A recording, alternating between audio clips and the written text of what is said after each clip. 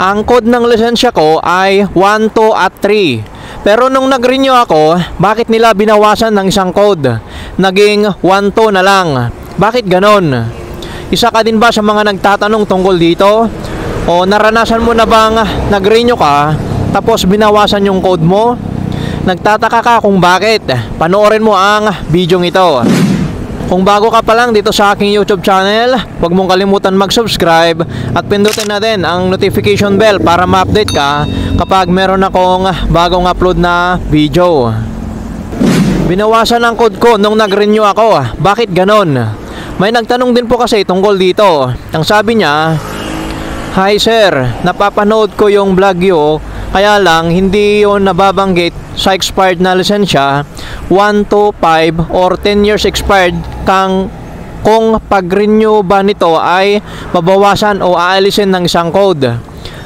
Mangyari po kasi ang driver's license ko ay expired na ng 4 years and 8 months. Sabi po ng LTO ay babawasan o aalisin ang isang code. Bali, ang restriction code ko po ay 1, 2, 3.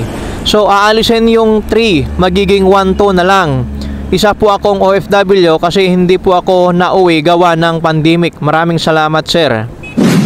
Para po sa nagtanong at para na din po sa ating kalaman, ganito po kasi yan. Noong pumunta ako sa LTO at tinanong ko ang tungkol sa bagay na to, ang sabi nila o ang tawag dyan ay delinquent or dormant driver's license. Ibig sabihin yan, expired po ang inyong lisensya ng more than 2 years na.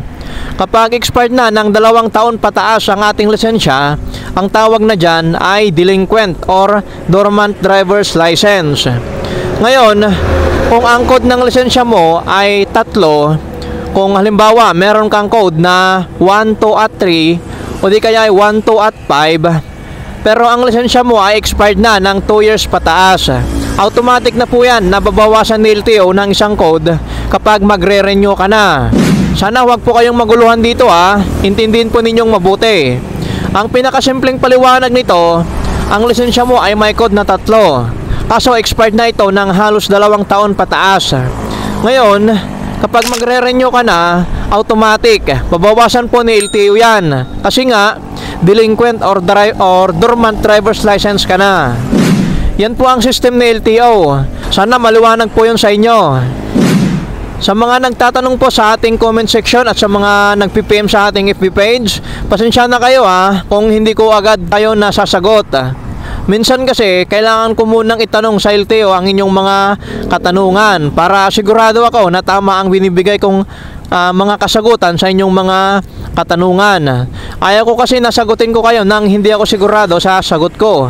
Sana po maintindihan ninyo yon kung hindi ko agad kayo nasasagot sa comment section at saka sa nagpi-PM sa akin sa FB page po natin. Pero huwag kayong mag-alala, hanggat kaya kong sagutin ang mga tanong ninyo, sasagutin ko po yan. Sana nakatulong po ang video ito sa inyo, lalo na po sa nagtanong. Ganun din po sa mga may case na ganito, huwag po kayong maguluhan doon. Yun po yung system ng LTO. Kapag meron tayong kahit 3 yung code po natin, pero expired na ito ng 2 years patas ang ating lisensya, upon renewal po natin, automatic po yan nababawasan ng LTO kasi nga expired na o ang tawag na po doon ay delinquent or dormant driver's license na yung ating lisensya.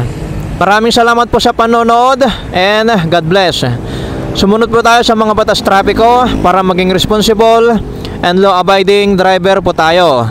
Mag-ingat tayo sa ating pagmamaneho.